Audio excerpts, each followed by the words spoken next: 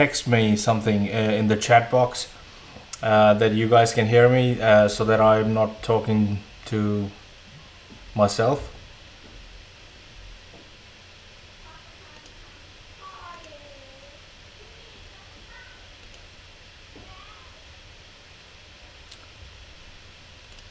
Hello.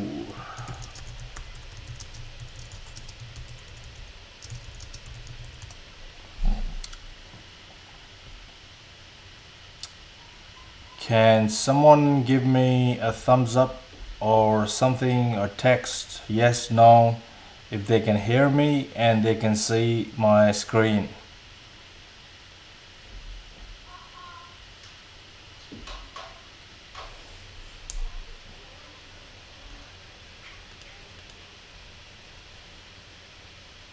Hello.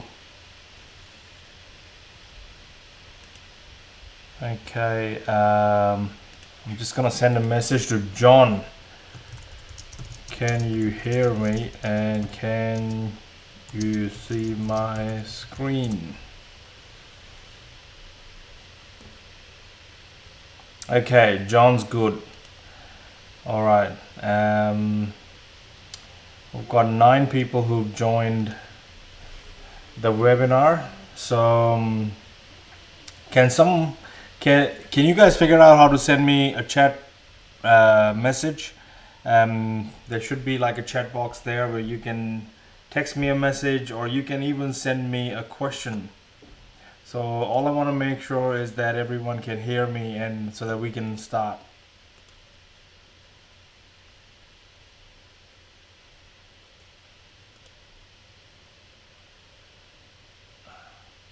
Okay, yes. Okay, I've got yes from everybody. Okay, so we are good to go. Fantastic. All right. The agenda for today's webinar is going to be Q&A. I've received a lot of questions, which I've got here from everybody I've received. Then I'll address all the questions that you have sent me, and then I'll talk about how you can install the application on your computer, and how that's going to work, because now you will receive an application and you'll have access to, you'll get a license for 2 years, so you can do financial feasibilities on the application. And then we will talk about some deal hunting and how to go about it, so that you guys can get into a project ASAP. So okay, so let's keep going from your Q&A.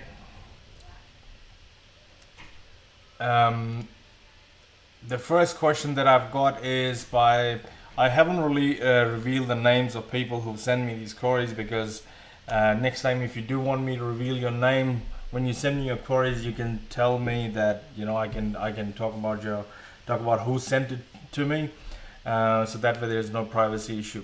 But the first query that I got was, and these are just scripts from that I've just copy pasted from the email. So it says, but as someone who has never completed a development, how do I know if I will need to use a particular professional or not, and how much do these reports actually cost? So this is referring to some costs to use when you're doing your financial feasibility, or you are doing your basically your 2-minute FISO and so on. So basically the question is, and a couple of people send me this question, that how do you find out how much are you going to use or allow for a particular consultant? In a nutshell, it varies from project to project. So there is no straightforward way to figure out what it's actually going to cost you for something. However, there are thumb rules and averages that we put together from our past experiences and past developments, and by talking to architects, by talking to engineers, how much do they cost and what do they come at, and we use that before we get into the project. And the moment we are actually in the project, we get consultants to give us quotes based on the job.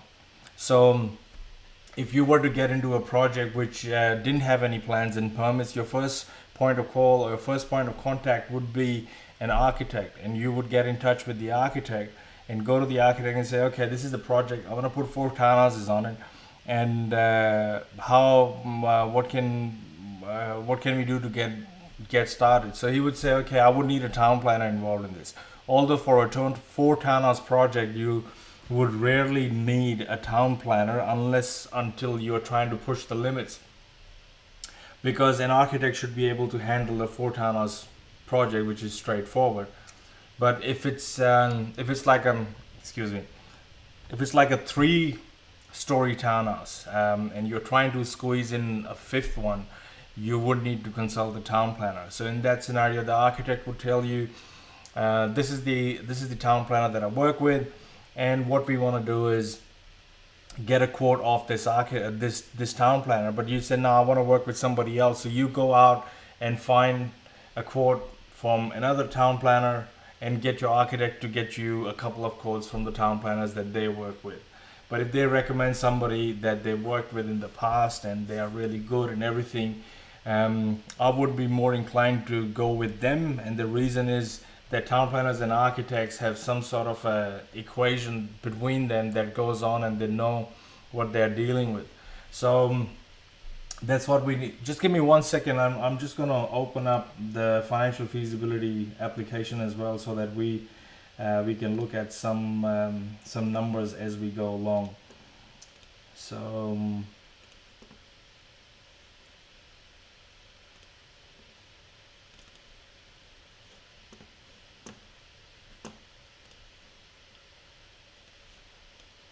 if you are in the consultants, for example, over here, you can allow a number or a ballpark figure. But what I've done in my there's actually a smart feasibility calculator 3.0 in the making, and in that what I've done is, and I would update that by over the Christmas break. There are 4 or 5 new videos that I wanted to add to the course, and you'll get them, which are related to marketing, which are related to quantity surveying, which are related to other checklists that you've got to have in place when you're doing a development.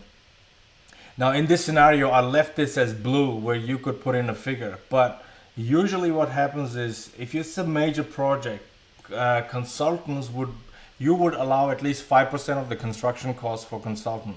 So for example, because this is open, I'm just gonna go that times 0.05, and it gives me, okay, I'm gonna allow 16,000 for consultant for a project that's quite big. So now this is not the real address. This is just this is just an address, and it means nothing. So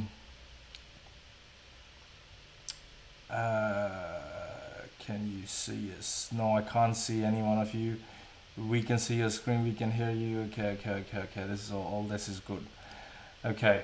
And I must say that today I have quite a few people who have joined from the course. So out of the 17 people who registered for the course, we had about 10 in attendance, which is pretty good.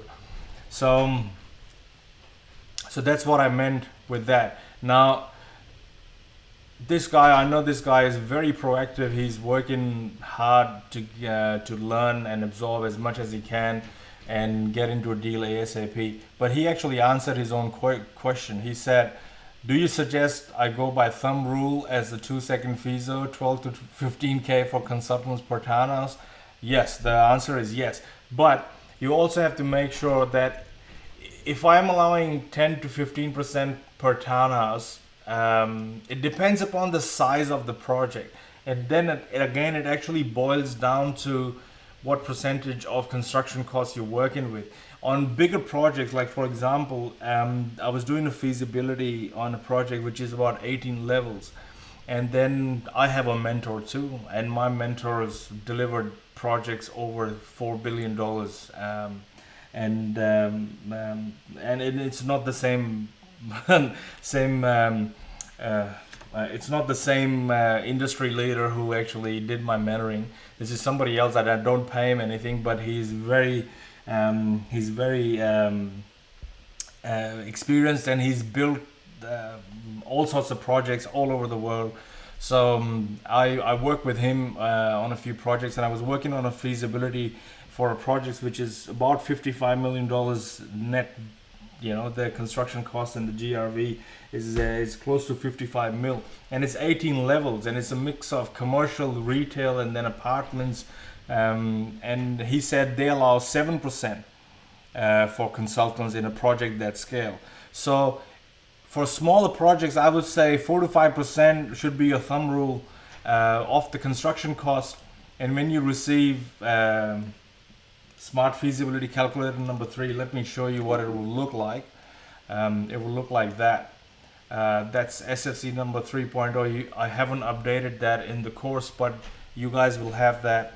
And it's linked with all sorts of other, because you're working on retail, I'm working on units for construction costs. I'm also capitalizing the rent that's coming in, and that gets feeded into the feasibility, and then that further gets feeded into the yield, all sorts of rental yield over the year and all that. So in time you will have access to it, but at the moment, and if I show you that again,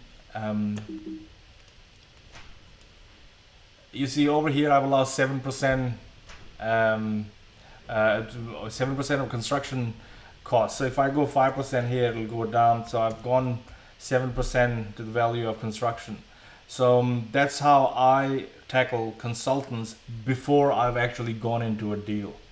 So and the thing is, you gotta be conservative when it comes to determining the selling price, but you've got to allow and cover your backside when it comes to all the expenses. So if you're a little bit fat on some of the expenses when you're allowing for in these feasibilities, it's better, because if you don't end up spending that much, it's a bonus, but you don't get caught in the middle of the project, because not allowing enough for costs and expenses during the project will cause cash flow issues further down the track. So over here in your feasibility, it doesn't say 7% at the moment, but I would say if you allow 5%, so you would be able to either do it on a calculator and just go 5% of this value right here, and just put in the value, and you should be able to allow for consultants. Now I'm just reading all these queries so I can address them. And then use the software as an account of actual cost once I bought the site, consulted professionals, and then input the specific expected cost so that I can present to banks and potential. Absolutely. When you present the feasibility to the bank, don't go with this feasibility to the bank, because it is not detailed enough. The financial feasibility application that I'll show you how to install later on, that's the application that you want to go with to the bank, because this is good to make a decision and you know what it is and you get into the project. I have gone into all my projects just with this feasibility, but once I'm actually in the project and I want to raise money, I want to find other investors to come in, or when I'm actually controlling the land, but I'm not, when I'm controlling the land but I haven't settled, or when I'm controlling the land if I'm in the due diligence period, if I'm controlling the land, or if I've settled on land, or I've signed a contract and I've got 30-day settlement or a 60-day settlement, that's the time that I'm calling up all these consultants to find out what's going on, what's happening. And there's something that I haven't told you, but always remember, when you do a contract or you sign a contract with the agent, always go with 21 days of due diligence, then 21 days to get your finance, and then 21 days to get your settlement. That actually gives you almost 63 days minimum. So, but always break that down, because you put that 21-day due diligence in front of it, you got 21 days to get out of the contract. And in a rising market, it gets difficult, because a lot of people will say, nah, don't worry about it, I can sell it. And yes, it's a feeding frenzy. So someone else would come in and jump in and buy that. However, if you can negotiate, when I did my first development, this is exactly what I got as my settlement terms. It was 21 day due diligence, then 21 days to get finance, and after I've sourced finance, it'll be 21 days to settle. So I went exactly the same way. So we had a 60-day settlement, but then halfway through that, we said, look, can we extend it to another 30 days or something? So we ended up extending for another 30 days, but we did go unconditional after the 41 days. So, but I had 41 days to say to call all these consultants, find out what's happening, find out what's missing, get all the prices, put it in my detailed feasibility, and see exactly where I was landing. So that's how I would use that. So at the moment, I'm happy with the content so far. The only mystery I feel is how to estimate the cost for consultant, etc., to a reasonable level of accuracy. And it's a fair concern. When I started off, it was a fair concern, but that's why you're doing this course, so that you get an idea. If you allow 5% on a project up to 6 townhouses, I would say you've covered your backside. But it also depends upon project to project. If you see that there are some things special required for the project, that could be, for example, land contamination, or there's a huge Among Us tree that the council says yes, you can remove it, but the cost of removing that tree is another 25 grand or something. So some specifics that only apply to a particular site, you've got to find out those details and make sure that you allowed for them. So it all boils down to how long you've been talking to all these consultants, how many projects you've turned down, and after you've turned over a few projects, these numbers will come to you and say, okay, this is what we got last time, we should allow for that much, or we should allow that much, and so on. And now the second question was, this is where as a newbie I feel like I can get caught out. Yes, of course, you're right. Not realizing that a potential site will actually require tens of thousands of dollars or more in extra consulting costs. Yes, yes, inexperience could cost you for sure, and that's why you're doing this course. Also, does our full FISO account or for contingency like in our 2-second FISO? Absolutely. The full scale feasibility application has different mechanisms built into it where you can plug in contingency on construction. In fact, it comes pre-populated with 5% contingency on construction, and the reason I've already put it there is because banks like to see 5% contingency on construction, no matter what value you come up with and no matter what value their quantity surveyor comes up with. I'll give you an example. We're just finishing off a project here. Now we came up with a price that we gave to them, to the lender. The lender hired a quantity surveyor. The quantity surveyor came back with their own report, which was higher price than ours. Now we said that we could do it at a lower price. So they said, okay, we'll go by the contract price that you guys have given us. But because our quantity surveyor says that it's going to cost us $50,000 more, we are not going to release $50,000 worth of construction loan to you guys, and we are going to hold it back as a contingency. And I said, that's pretty strange because, okay, do that. So whatever loan that they had allocated to us, they didn't release that $50,000 to us. But the good part is that the price that we gave them, we actually came in $50,000 under that price. So in our last claim, we might not even be claiming the full amount so that we can save interest on it. From your videos, your thumb rule is 2 townhouses average. Now this is, in this number 3, we are talking about the kind of development margin that we can expect on different townhouses. So for example, they're saying 2 townhouse project, you can allow 10 to 12%. Yes, achievable, but it depends upon what you picked up.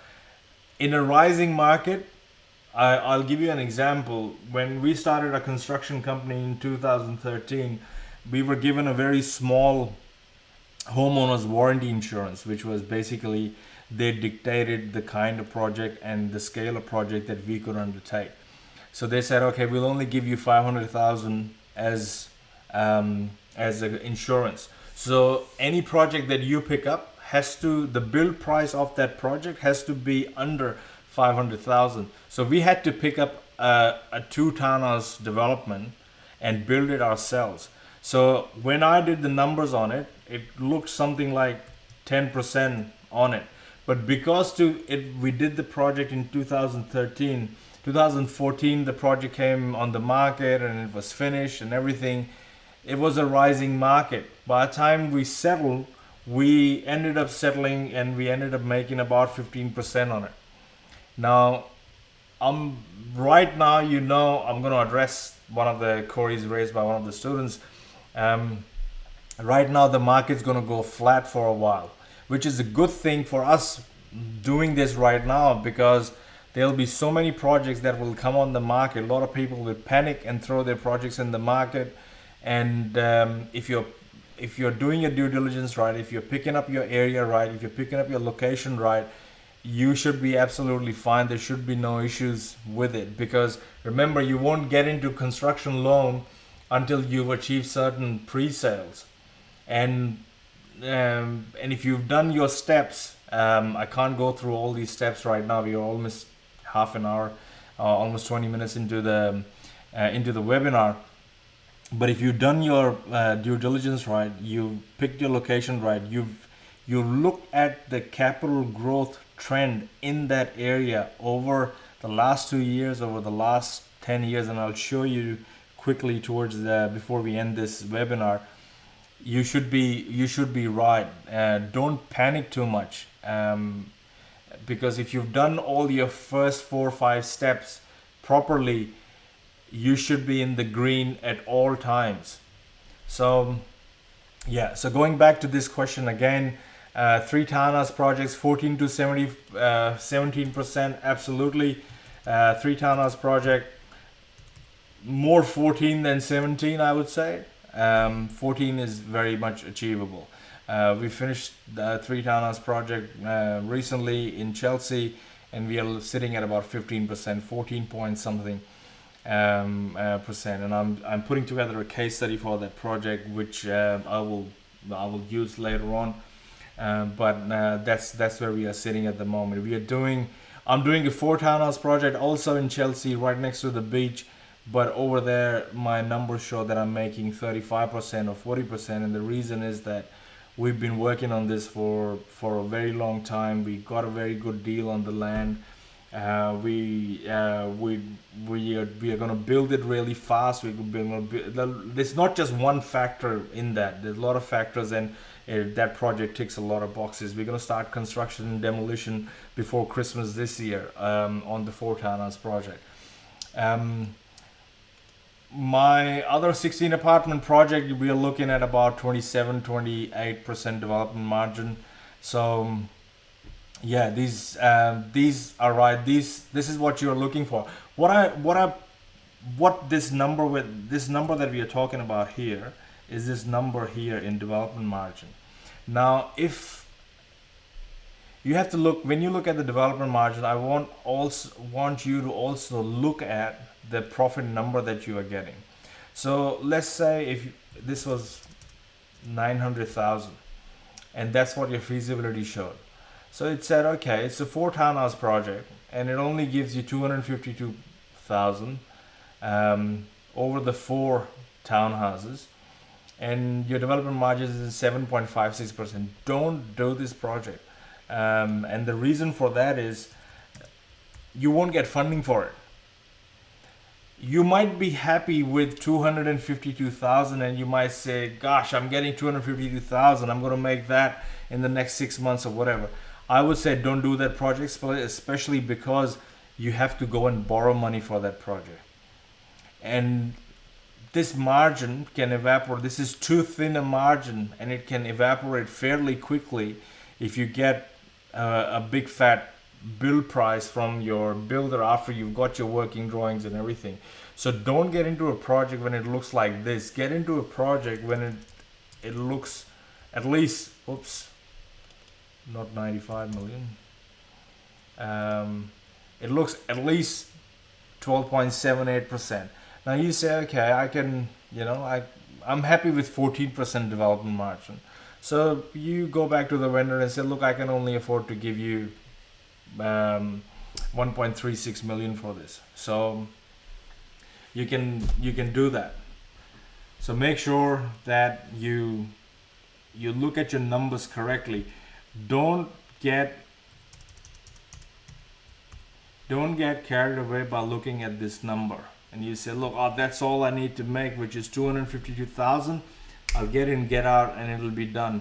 Don't get greedy and don't look into this, because the moment you look at that big number, you're setting yourself up for big trouble later on. Because if you go to the bank and the bank says it's only got 7.56% development margin, even the bank would say it is too risky, because if something was to happen down the track, you won't be able to, there's not enough fat or there's not enough cushion there to cover your backside. So be careful about this. Okay, for our 2-second FISO, you have said 12.5K for consultant per townhouse, 2 to 3 townhouse project. Should I use 15K or 4 townhouse project and larger? And I've addressed that earlier. Go with 5% as a ballpark figure, and you should be able to cover most expenses. You should be able to cover them, but it also depends upon the project. So it just depends upon what are you looking at.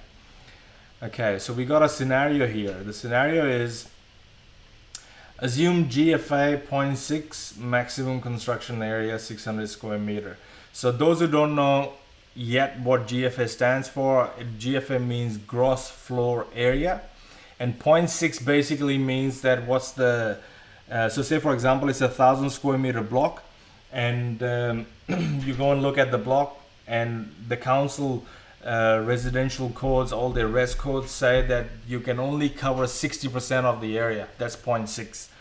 Basically that's it, telling you that what you can build on that area is 600 square meter.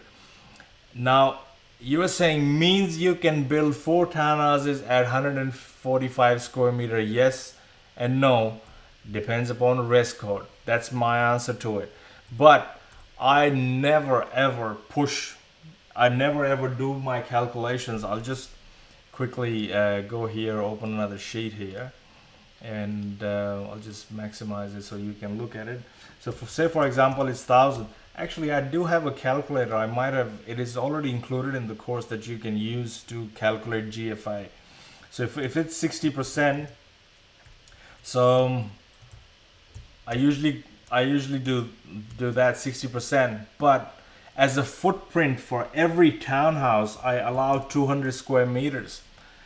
So for my calculation, if I'm doing a quick 2-minute FISO, I won't go as a footprint with 145 unless I know that in this area my res codes allow me to go up to 10.5 meters, for example. The reason I said 10.5 meters because I was looking for looking at a deal with one of my mentoring students, and over there the res code said 10.5 meters and you can go up to 3 levels. And in that scenario, yes, I can stick in 4 townhouses at 145 square meters. However, it is not a given. I will have to fight with the council. I'll have to have a good town planner who knows what he's talking about, who knows that they can push the limit there. But if there are issues with the site, you've got something else in the background, you know that there are going to be objections from the neighbors in that area, you shouldn't be getting into this project at all. So that's the reason I would stay away from a project like that. So just give me 1 second. I'm just going to open a file that was sent to me with the same example, So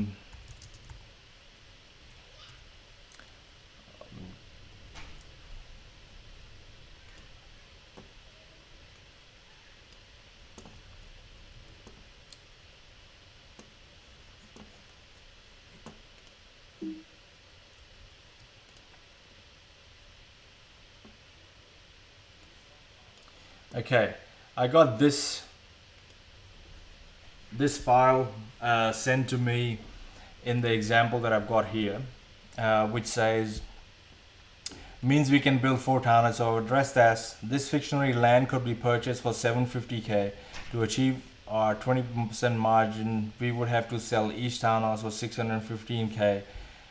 Now they can probably buy a 3-bedroom house on a 500 square meter land for the same price or even less. Now you have to remember that this is what I call the opportunity cost in that area. So if you're trying to sell a 2-bedroom apartment for 500,000 in an area, and you can buy land for 500,000 with a house on it, what would you buy as a buyer or an investor yourself? I guarantee you that you will go for the land with the house, even if it's a rundown house. I would any day pick up that land for 500,000, then invest in an apartment or a 2-bedroom townhouse in that area. However, if I can buy a shitty house for 500,000 and I can buy a really nice brand new townhouse for 500,000, then it's a different story, because that's not apples and apples, that's apples and oranges. And I can say that, look, I like orange better than apple. So in that scenario, I would go there. But when you are comparing apple with, I don't know, one of the fruits that you don't like, which is 2-bedroom apartment, but I developed them. I wouldn't buy them off the plan myself, but I would develop and sell them. So, yeah, but I keep them as well as a good invest there, because they're a very good investment product. So that's how you got to compare them. So this was the feasibility that was sent to me. So the question now is, for smaller developments, 20% margin unrealistic. Is 15% more realistic? Yes. 3 to 4 townhouses, if you get 15%, it's a good deal. In today's market, it's a good deal, because the competition in that segment of the market is very high. Not only that, even landowners understand that, okay, I can put 4 townhouses on it. Each one I'll pay. I want 250,000 for my land for each one of them. My block's $1 million. So that's how they come up with the price for it. So they don't care what you can sell them for or what you can't sell them for. They want the maximum price for their land. Any landowner would, and you want to pay as less as you can. So in that market, if you are getting 15%, it's a really good deal.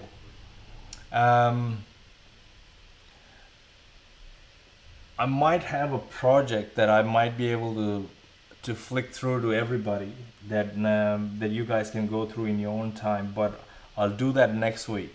And if you want to be part of the project, you can be part of the project, and we can still build it for you. But it's ready for construction and all those things. So I'll send you the details for that next week. If you are interested, actually, I'll send it to people who are interested. So if you are interested, send me an email, and I will send you some details for the project if you're interested.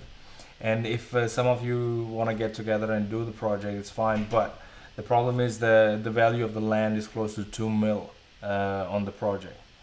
So, but it will give you close to 15 to 20% development margin on it. Or does it come down to looking at hundreds of sites? How many sites? I'll answer this question with another question. If you do, well, if you do go through all these sites, like if you go through 100 sites, but you find one site that makes you $400,000 or $500,000, is that worth it? It is worth it, because I can tell you from my own experience that I've gone through over 500 sites in the last 2 years, and I keep them, and I look at their details, and I track them. How much did they sell for? What did they go for? And so many times you'll see that there's a thing called stupid money in the market. And stupid money is if you are bidding and somebody else comes in and says, "Nah, I'll pay you 200,000 above the market." I call that stupid money in the market. You can't compete with that. And second, I never buy a development project in an auction ever.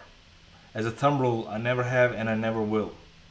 And the reason for that is in an auction it actually gets very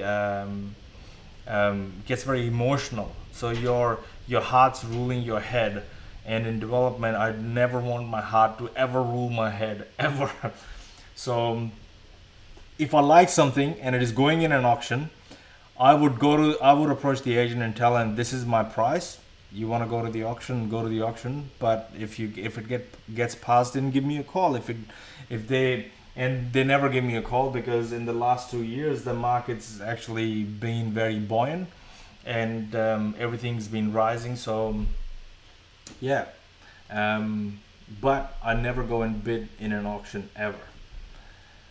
And one of the reasons is my money's always tied up in other projects, and it's never free to go and just say, here it is, there you go. So I've got to find creative ways to be able to control the site for a while, arrange the finance, package the deal, find the investors, put it together, so that I can still build it and I can still develop it, and I don't have to spend a lot of my own money on it. So for me, I've got a lot of criteria to get into a deal. And for you too, if you're short on your own cash, that's how you should be rolling. It's harder and it's easier if you've got deep pockets, but it's harder if you've got no money. And I've actually done a lot of hard yards in terms of in terms of putting these deals together. Because my money went in one project, and after that I had no money, because I can only afford one deal at a time, but I'm doing 5 deals at a time because I did all the other 4 deals without my putting in my money.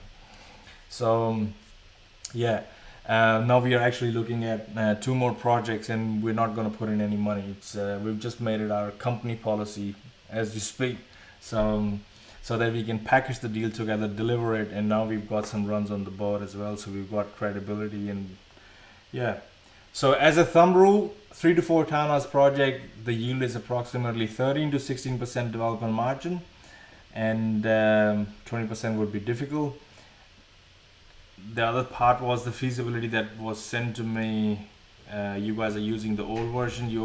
If you look at the quick feasibility or the smart feasibility calculator section in the course, you will see that it's basically I've got version 2 there.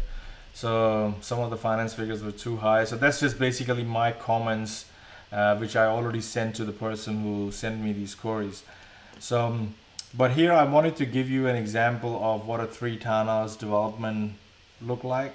Now this is an actual 3 townhouse development. I've taken the addresses off, but these are my developments. And now I've actually used this because when I was creating the course, this development was underway, so the figures weren't real. Now this project, we're getting the occupancy certificate next week. So this is all done and dusted, and I put in actual figures, and it turns out that we actually managed to build it a lot cheaper. So the development profit and the actuals from the allowances that I had made and everything, that's the development margin was 15.08% on a 3 townhouse development. This here is a 4 townhouse development. Again, you guys can have a look at it. This says 40.96%. Now I haven't revised this as yet, but it won't be 40%. It'll be close to 35%, and the reason is that the total finance cost will be a little bit higher than what they are right now. So there are other costs there. So especially this construction cost is going to be a little bit higher. But even I've done some ballpark numbers on this. This would sit somewhere between 30 to 35% development margin here. So that's that. Any tips on seeking finance and finding out your borrowing capacity? Example, dealing with banks, direct versus mortgage brokers. Always mortgage brokers. The reason is because these people, I always deal with mortgage brokers at the moment. And the reason for that is they know how to find which kind of lender would suit you best. Now, I'm not sure. I sent out an email that had a finance book written, finance ebook written by me, and I wrote that book when I did my diploma in finance and mortgage broking because I thought that that book had everything that you as an investor or a developer needs to know and understand. So if you haven't got that book or you haven't read it, I've actually included that book in the handouts. So if you see the handout section of this webinar, you'll see 10 finance mistakes made by property investors. It's a PDF. If you download that book, it has all the tips that you need for finance. It has all the things that you would want to know. So it's a very good read. I put in a lot of heart and soul, and it's not crap. It's not BS in the book. It's everything that I know about finance that I've actually packaged in the book. So have a read of it. Don't forget to download your handouts that are in this webinar. Okay, a few people told me that they had set up trust. These are, I've again hidden the names, so everything that you guys fill out in the forms comes here, so there are no names here. And I'm very happy to see that people who have filled out this form, they are 100% committed to doing this, and that's the difference, because your level of commitment will dictate your level of success in this industry. So somebody here mentioned, I'm keen to move into being a full-time property developer in the next 5 years, and I'm particularly keen to be part of your projects that you mentioned related to Indian funding.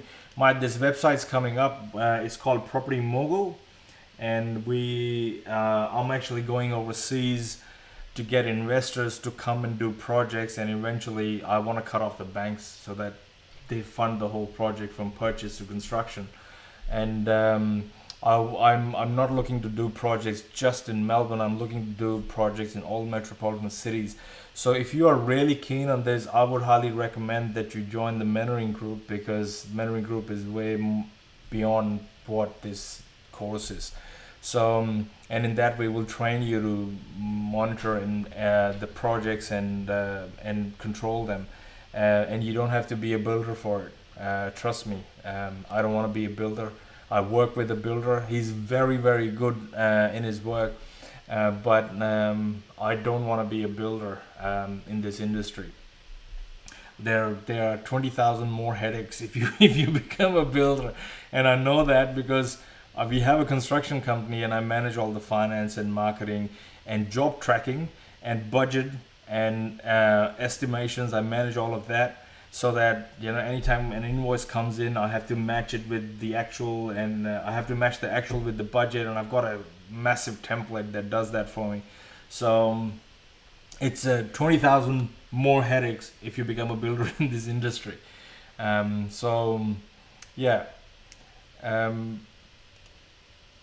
Some people mentioned that they to get market ready, they set up their trusts.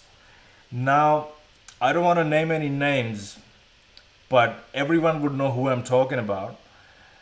There are seminars where they go and they ask you to get market ready and get your financial health check, and you go and talk to this consultant and that consultant, and how do you get market ready? The first thing they get you to do is to do a financial health check that costs you money, and all you do is sit across a broker that tells you what your borrowing capacity is, which is BS. You don't need to do that. Second, they ask you to set up a trust with one of the accountants or law firms that they know, and you go and set it up. Let me tell you this, that a trust can be set up in 48 hours. So if you've just blocked $2,000, so basically when you set up a trust, you set up a corporate trustee, and you set up a discretionary trust or a unit trust under that, so that you're ready to move in. That's a good thing that you've done that, but you would have spent about $2,000. That's something you would learn as you get into development, you will learn that you can manage your cash flow. You can postpone certain invoices. You can hold off certain expenses so that the time ticks along, and that's when you do them. So uh, I've got 10 trusts. Trust me, I've spent over 20,000 on just set up trusts.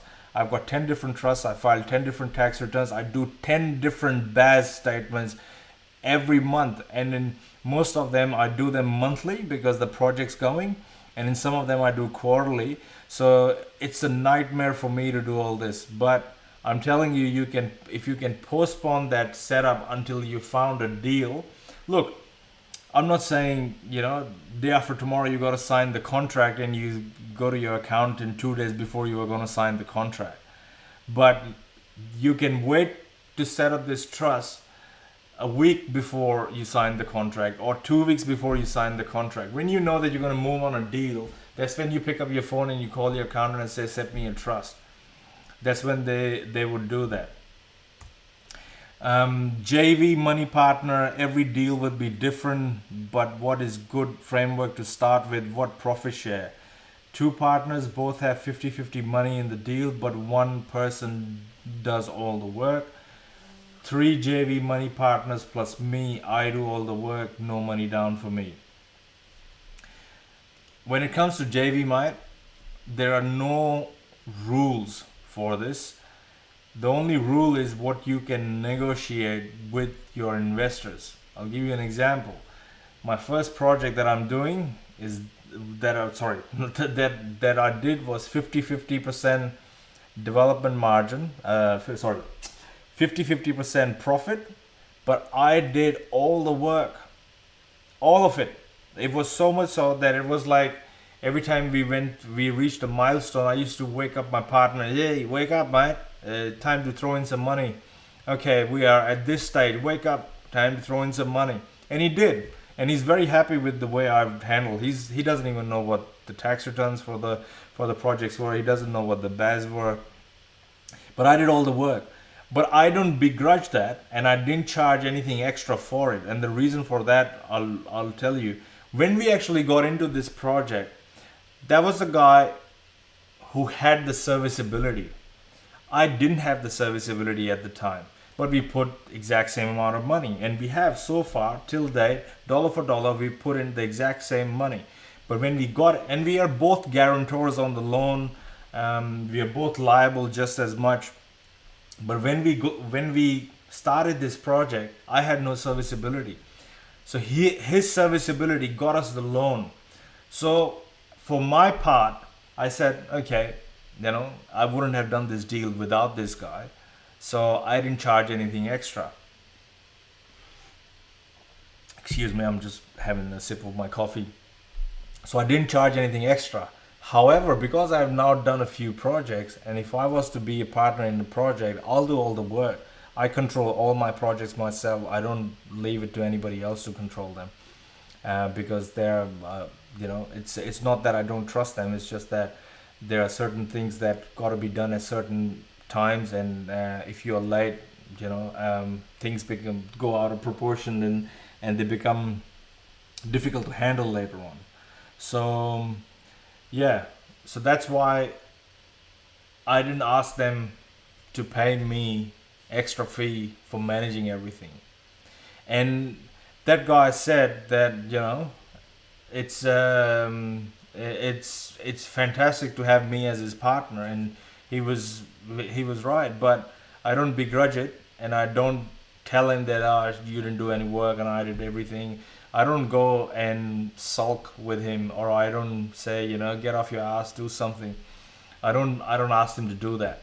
I just do it because first I was so hungry to learn. I wanted to learn. So if this is going to be your first one and you're both putting 50-50, I'd say don't ask, but do all the work, so that they know that you do all the work. Because next time you can say, mate, I do all the work just like I did the last time, and this time I'm going to charge X amount of money for my fees, even if we are 50% partner. If you got 3-4, yes, why not? But if you put the deal together and do whatever, and you think that these people trust you more and they want you to do everything, and they've got 9 to 5 jobs, they've got no time to do any of this, yes, throw in, say, look, I'm going to charge you X amount of money to be able to manage this project, and you don't have to worry about it, and I'll give you monthly updates, and you'll have access to all the invoices, and I'll give you a statement every month. And you got to do some reporting. If you're charging this kind of money, you got to ask them, yeah, you got to provide them with reports so that they can do that. And we teach that in the mentoring program. I've got this beautiful online system that takes you step by step, and you can track all of that. But anyway, let's move on, because we're nearly an hour and I still have to go through these 2 things. Any deals you're working on right now at the moment? Yes, I am working on a deal, and I'll show you the feasibility. It's an 8 townhouse. It's a secret place in Mentone in Victoria. I've deleted the address because I'm still cooking this deal. The deal's got good money. It's got 8 townhouses, 3-level townhouses. And what this 8 3-level townhouses does is I get a commercial place totally free, and it still stacks up. So this is 8 townhouses plus commercial area, and I'm structuring this deal so I can keep the commercial for free. Well, not for free, but I'll do all the work. I'll put everything together. We'll build the project. We'll deliver the project on time. All that is done. But 8 investors will get to keep 8 townhouses. So where we are discussing, where we are right now, is that we are negotiating with the vendor. He wants 1.45. I want to give him 1.2, and I have a good reason that I can get it for 1.2 is because the vendor already had permits for 22, not permit, already had an application into planning for 22 apartments on the same site. When we looked at the drawings, it was like car stacker in the basement to allow for those 22 cars and everything. And when you look at the cost of construction, the deal doesn't stack up at all. Now that vendor actually knows this, and that's the reason he wants to flick it off. Now he's got a ton of objections from everybody around him because it's a tight spot.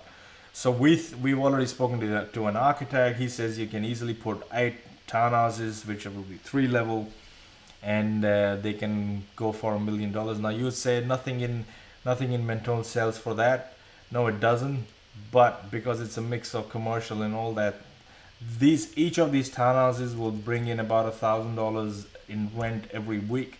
So if I capitalize that by 5%, it gives me a value of $994, and it's not a straightforward thing, not something you can find data for, but it's very achievable. So that's the deal that I'm working on at the moment. What else? Any other students working on the? At the moment, I have a mentoring student who is actively looking for deals. I'm pretty sure he'll land a deal in the next month or so, or at least by January he should have a deal. So at the moment I don't have a deal that I can show you, and even if he gets a deal, I'll have to get his permission to show you what the deal is. Are banks still happy to lend, or have you noticed a difference when you approach them? I've never dealt with any of the top 4 banks, let me put it this way, and the reason I haven't dealt with them is because these people, I'll give you an example. With the 3 townhouse project, we had 2 pre-sales in the back. We had paid the land off so land is unencumbered, 2 pre-sales in the bag.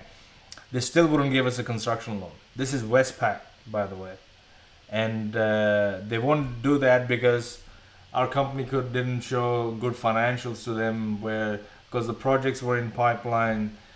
We had a different trust set up for this project, all these things, and they wouldn't do it. They stalled us for 3 months, and then they didn't deliver.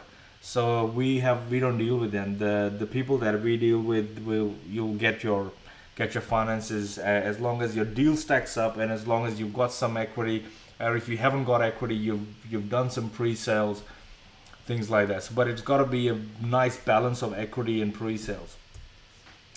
Why is Melbourne going through? Okay, do you use a mortgage broker? Are you happy to share? Yes, I do use a mortgage broker, and I am not happy to share, and the reason for that is that all the mentoring students get all my contacts and everything, and this is something that I've that only limited to my mentoring students. Why is Melbourne going to go through a slump next year? What do you mean when you say that, and why? Okay, Melbourne's not going to go through a slump. When I say, I've used the word flat, the prices will go flat, and every time the market goes flat, that means okay, it won't rise as much, but it won't fall as much either. So it's gonna go flat a little bit. So if you look at the graph, it'll go kind of flat, which basically means that yes, there's a bit of an oversupply in the market. A lot of projects will come on the market, but having said that, in 2012, I went to I Love Real Estate, the 3-day free seminar. And there was an economist there who talked down Melbourne saying there are 25,000 apartments in the pipeline. They're coming on the market, which is going to do this to the market, and that's going to happen, and that's going to happen. This is in 2012.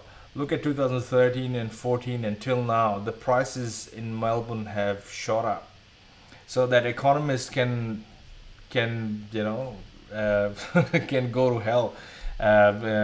But it's the economists aren't right, and the reason I wanted to show you, and I can prove that actually, this is the property clock right now, and it shows that Brisbane is at the top of the market, and Brisbane is at top of the market. Melbourne, Tamworth, Southwest WA is at the top of the market, and declining market is Mackay and Perth and Newcastle, and bottom of the market is all this, and then you've got New South Wales, mid north, which is start of recovery, which I don't understand how this is, and Sydney is still in the rising market, and this is November 2015, by the way, and these people are valuers.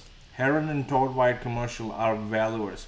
But now I wanted to show you, they came up with another property clock for October last month. And if you look at Brisbane, it was in the declining market. But if you look at Brisbane now, it's at the peak of the market. So they keep changing that. In October, they're telling me that Brisbane is declining. So if they are correct, Brisbane should be at the bottom of the market right now, or approaching bottom of the market. It's going like that. But in November, they correct that and they put Brisbane back at the peak of the market. And they are right. And this time they are right. And the reason is, my development in Brisbane, which is just about to finish. I'll quickly show you what it looks like. I actually got these photos today. This is my Brisbane development just about to finish. This is what it looks like. And yeah, these are the views from one of the apartments at the back. This is looking at the city. And I had a chat with my agent who's selling these apartments for us. And she said it's really hot in Brisbane right now. So I don't know what to make of it. So I don't know what they are saying. So when I say yes, it'll be flat. Why? Because APRA is putting reins on all these investor lending. And the sentiment in the market is, oh no, everything's going to go down now. Why get into the property market now? Because everything is bad. You read any basic property investment book, and the first thing they tell you that you've got to invest counter-cyclical. So if you get into a project now and you've got a good deal, a lot of people will be panicking right now, and that's why I like this time. They'll be panicking and you'll be getting in, and you'll be picking up a bargain. And by the time you come back on the market, it's not like the property cycle in Melbourne is not like it's going to take 15 years for it to come back to boom. Because in 2012, it was totally at the bottom of the market. 2014 is right at the top.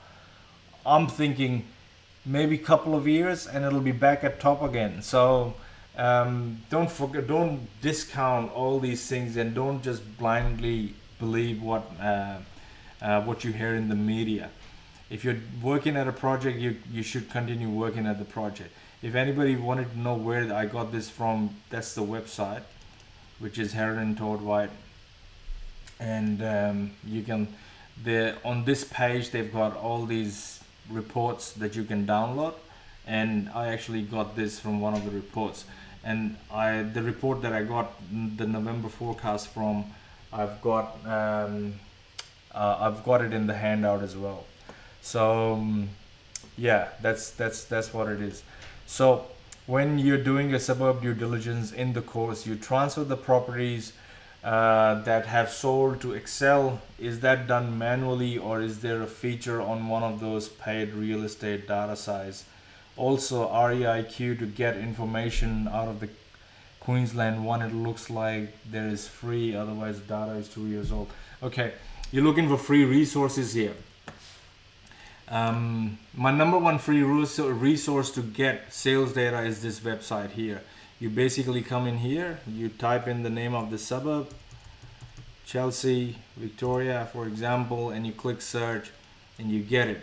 Yes, you don't get that data in that Excel form, but you will get better sale prices on this site. This site is in your in the resources HTML file, the bookmarks that I gave you with the course, which is right at the bottom of the modules. You can import that in your browser, and this site is already in there. So under due diligence, it should be right at the top. So you can have a look at it. That's one, but you don't get the Excel data, and I understand that. Another place you can get data is suburb price. This is also covered in the site, and it gives you all sorts of trends as well. But you don't get that Excel stuff that you're looking for. What I do is I go here. I've got a subscription to this site, which is Real Estate Investor. And the reason I got Real Estate Investor was because all the banks use them. A lot of banks use RP data as well, but I don't know what's happened. It's not letting me. The page isn't loading. Okay, let me just go again. Okay, because it's logged me out.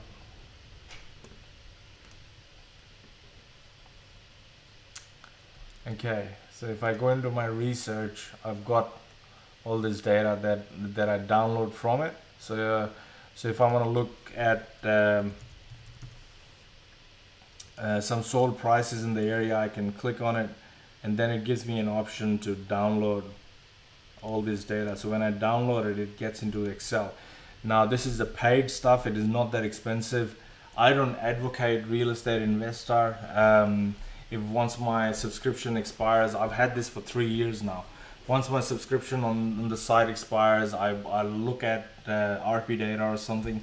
But so far what I need to do, it actually helps me do really well.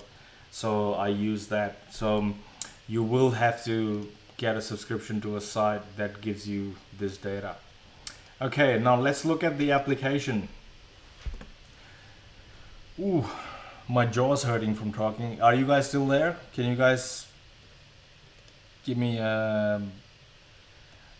say hello to me or something so that I know that you guys are still there?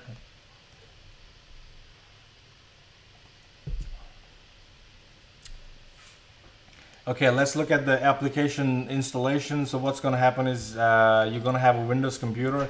You're going to have a file that looks like this called MSI. So when you double click on it, so it'll say, now I've already got that installed, so that's why it's asking me to repair or remove it. So I'll just say repair it, and I'll go finish, and it'll reinstall. If you've got any kind of antivirus or web blocker or whatever, you'll have to disable that, and please do that, and click yes and click close. Once you are done, you go into your documents and you'll see a folder called PDSFF. You double click on it, and it'll ask you for a key. It doesn't ask me for a key because I've already activated that here, but it'll ask you for a key. You have to copy that key and email it to me. There are instructions in the course that teach you how to use this, how to install this, and all you have to do is send me those details, send me the key, and once you send me the key, I will generate another key for you, and email it back to you. So that's how you will be able to do that. Any questions so far?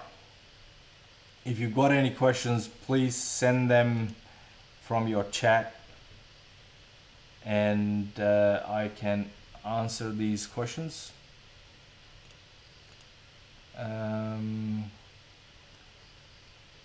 just going through all the messages that I've got so far.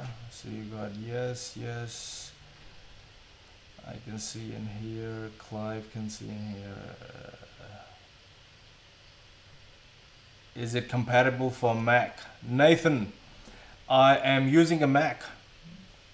If you notice, I'm using a Mac. I'm a 100% Mac guy. But to be able to run this, I run Windows on Parallels. So this is being run on Parallels, and I use Windows for two things. One's my MyOb, because I manage a ton of trust and their accounting, and for this application. So you would have to run Parallels on it to be able to install the application.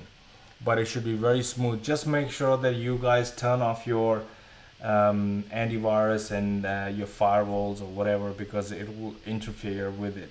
The other thing is, if you've got Office 2010 or more, it is much better. I'm not sure how this would react with Office 2003 or Office 2007, because I didn't have that to test this on, but it works absolutely fine. So I will send you everybody an email tomorrow. You will get a link. You just click on it, it downloads. You follow the instructions. Watch the video. In your basically in the online course area, you'll have installation video. So make sure you watch that installation video before you start installing it, and that should cover that. Any other questions so far? Run what? I'm not sure what. Somebody's asked me run what, and I don't know what run what is. Run what regarding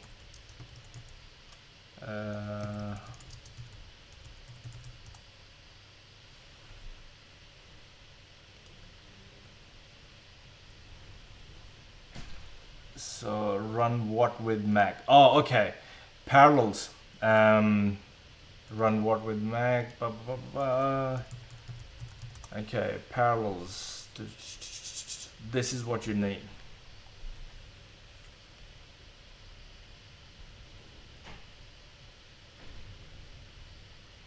I'll give you the URL if you like, which is parallels.com, and if you click on it, it'll just go there. So what it is it actually gives you an application that you can run on your computer, and you can install Windows 7 on it. And once you've installed Windows 7 on it, you just run the application, and it's pretty good. It's pretty fast. That's what I'm actually running here as well. It's just called, can you send the link to Parallels in the email? Absolutely.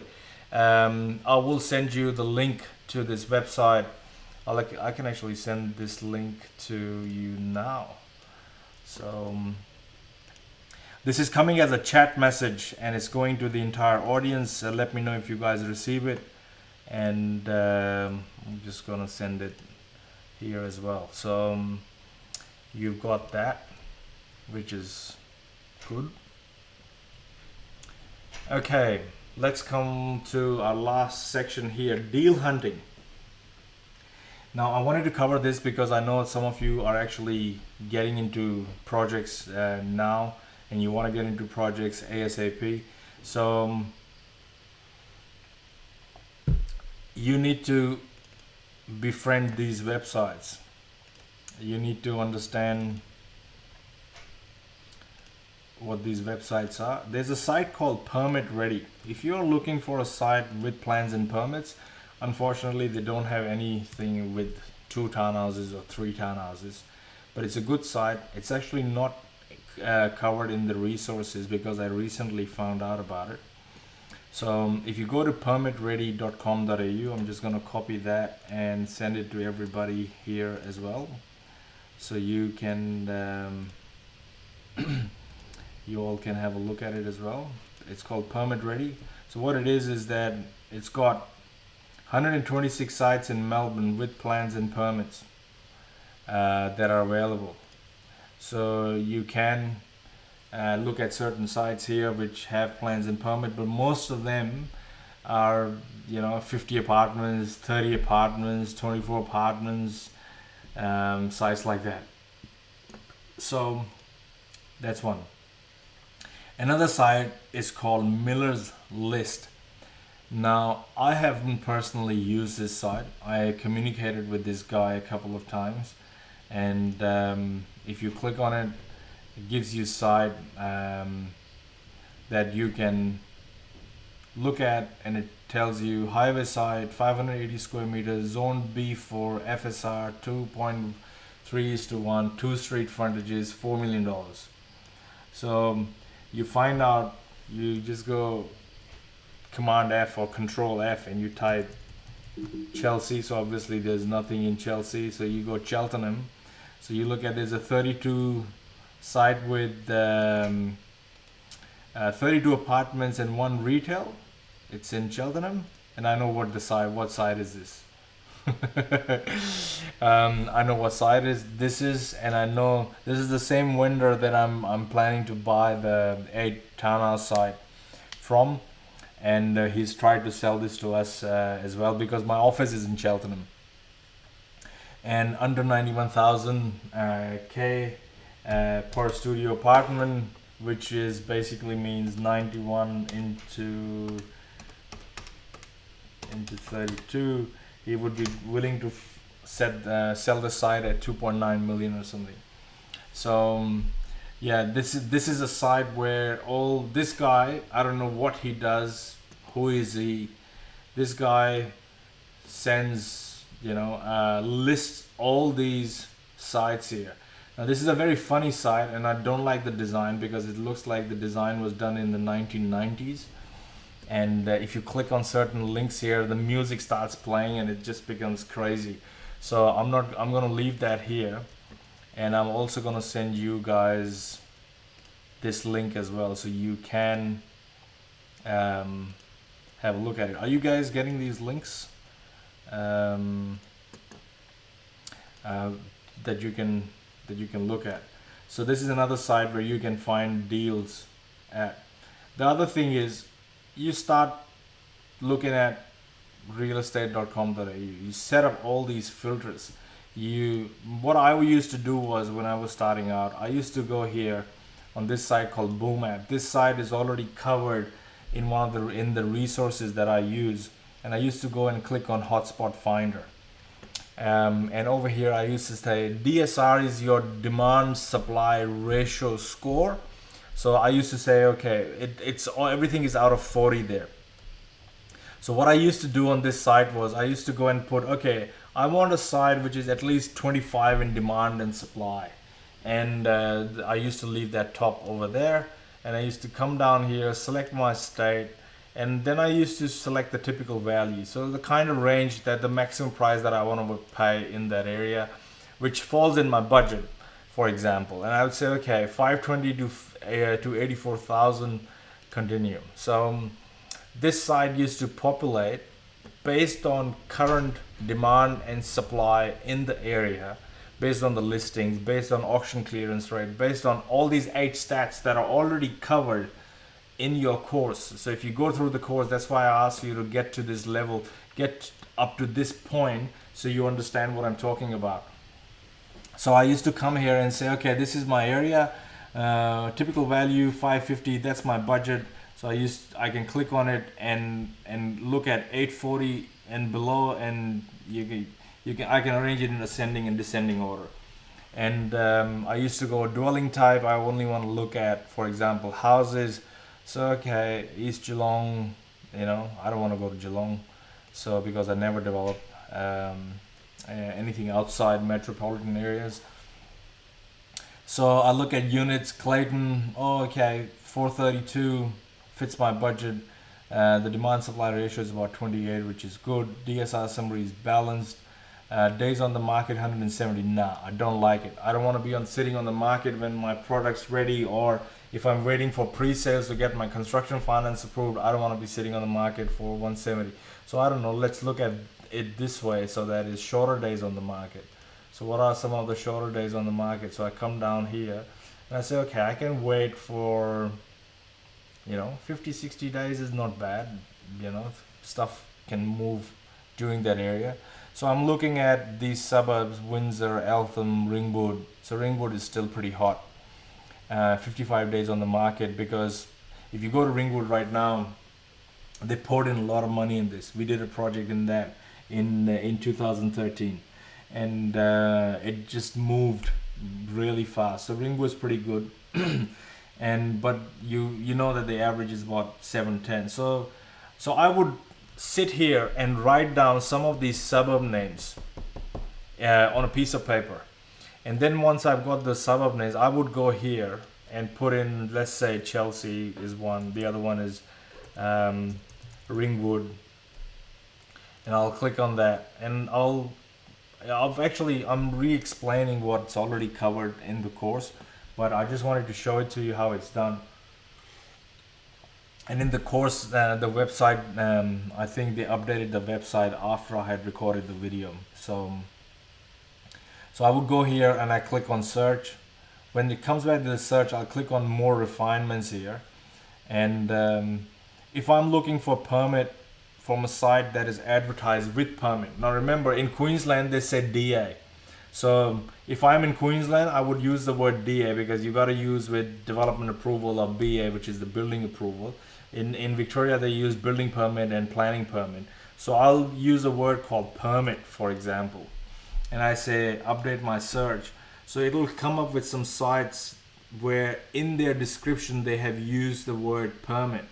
So I look at these sites, Ringwood address available on request. So there's 70702 available.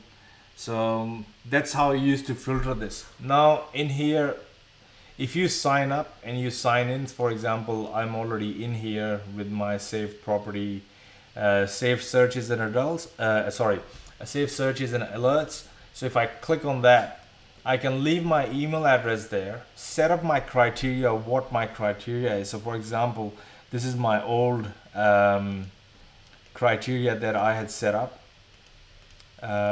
It's called target search permit. So all I'm doing now is I'm just showing you that these are the suburbs that I was looking to do projects in at the time. And Chelsea was in and Ringwood was in. And if you look at my projects, I'm in Mentone. I'm looking at a project in Mentone now. I'm doing 2 projects in Chelsea, which was in my search. I finished a project in Ringwood, which is already there. That's how I did my search, and I click on search and it comes up with what's available in that area. And that's how I found my deals. That's how you should be looking for your deals as well. And then it is just looking at these, contact the agent. Okay, can you send me the plans and permits? Can you send me the plans and permits? This is what you need to ask your agent. And please grab your notebook and write it down. Can you please send me the plans and permit with the vendor's asking price? I am looking to get into a project fairly soon. Could you please also email me the planning permit conditions? Very important. So please write this down, and you can use a filler line here, which is basically this. This is basically telling them, look, I'm very interested, want to move on it really quickly. And where I would use this would be, I'll show you. So let's see if there's a site with plans and permits here, and I'll just send that agent that email so that he can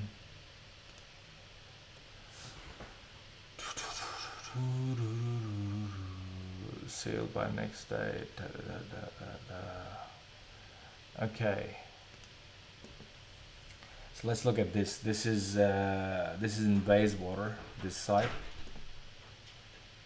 and okay, come on, load.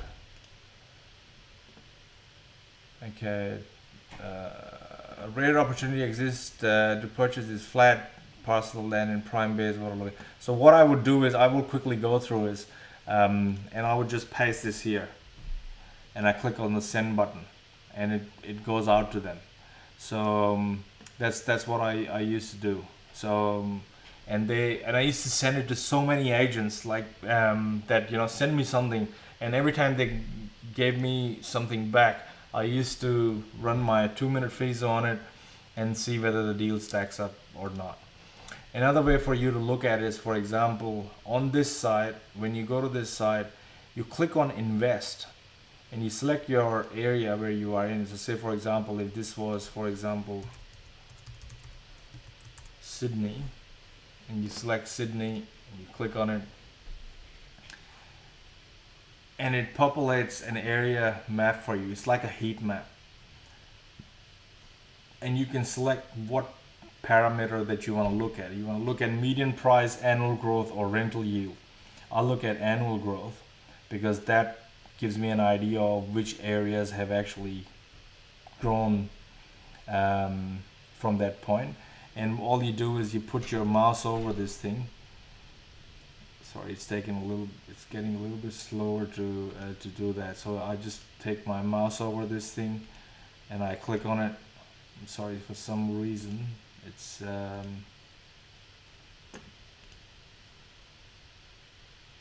doing anything. Okay, it woke up.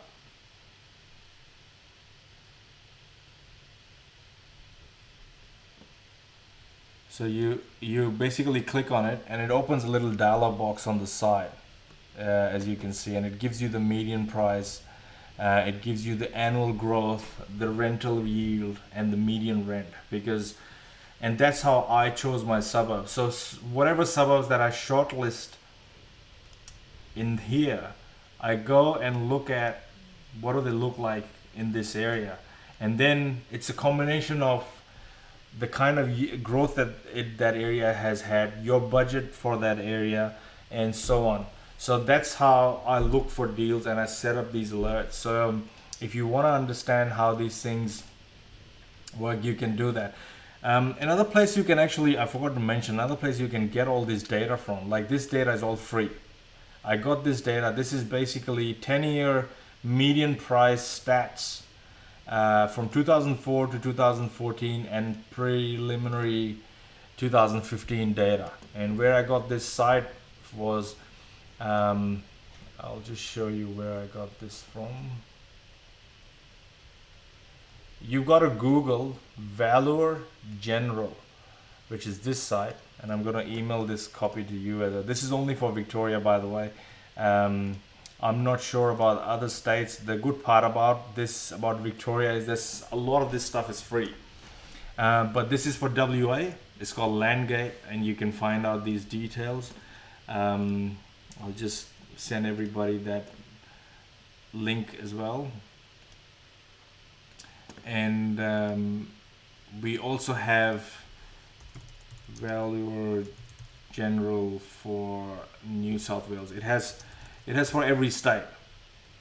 So you can go to this site, and there are a lot of data that you can get for free. There will be some data that you'll have to pay for, but the Victorian one, there's a lot of data. I've actually downloaded this data from these links there. Now this site is not included in the resources at the moment, because I will include that in some of the videos and later on when I do that.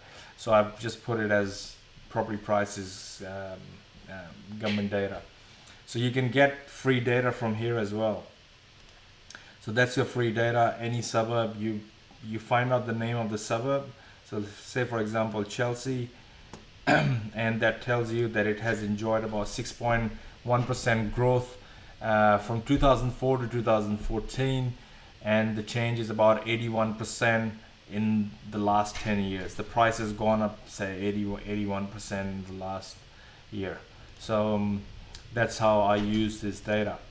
Now I think that's all that I wanted to cover in this. Now if you guys have questions, please send me your questions now, because it's been almost an hour and a half and I've been talking non-stop and my jaw's hurting. So if you've got any queries, I'm here and I will answer all these queries.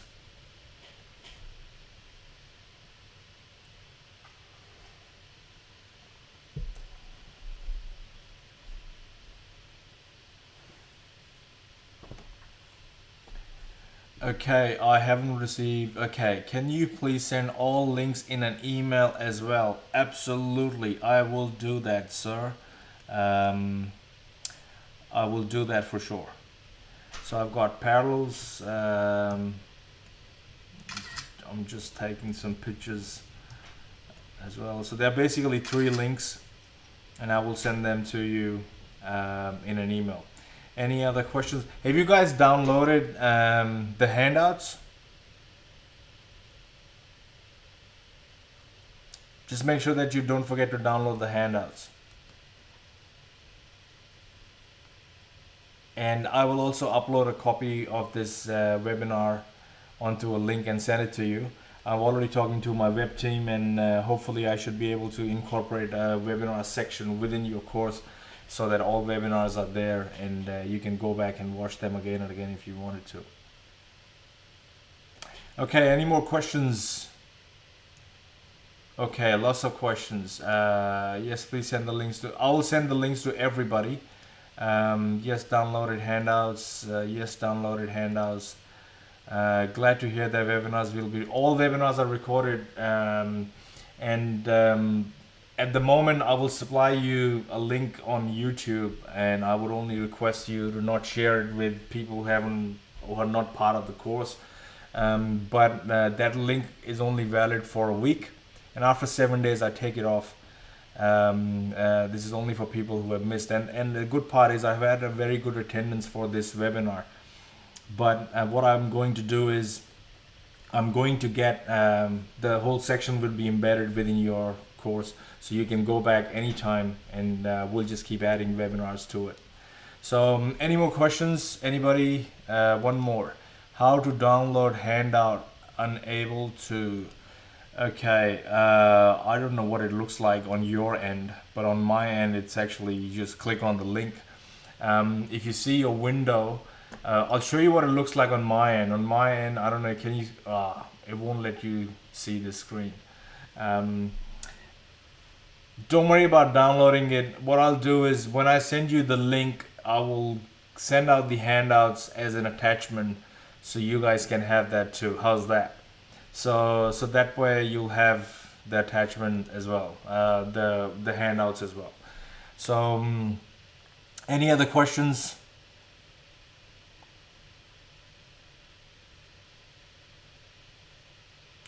Okay, guys, the next webinar is actually going to be on 9th of December, and I'm going to have the December one a little bit earlier, and the reason is everyone goes to break after that. I want to go to break after that, and then the next one after that would be sometime in January, which will be after 15th of January. So till then, if you come across deals, queries, whatever, send them to me. As always, you will you might get another form from me. Could be the same, could be slightly different. If it's the same and you've already filled it out, don't bother filling it in. And if it's a different one, I would expect everybody to fill them in. And the reason for that is that towards the end of the course of 12 months, I will send you what you've been filling out throughout the year, throughout the next 12 months. And you should be able to see yourself. This is not for me. I don't share any names with anybody, and this is only for you to be able to look yourself in the mirror every day and see that I'm taking action. So thanks, great. Okay, guys, I'm gonna turn this off. It's 8:30, and I'm gonna go have some dinner, and spend some time with my kids. And wish you all the best. Any queries, do send it through. Yeah, you will inevitably have issues installing or working the application. Don't panic. There's nothing to panic. So it's a very small thing. You should be able to install it, and there should be no issues at all. But if there are, send me an email. I will get onto it ASAP. Take care, guys. Thanks very much. Bye for now.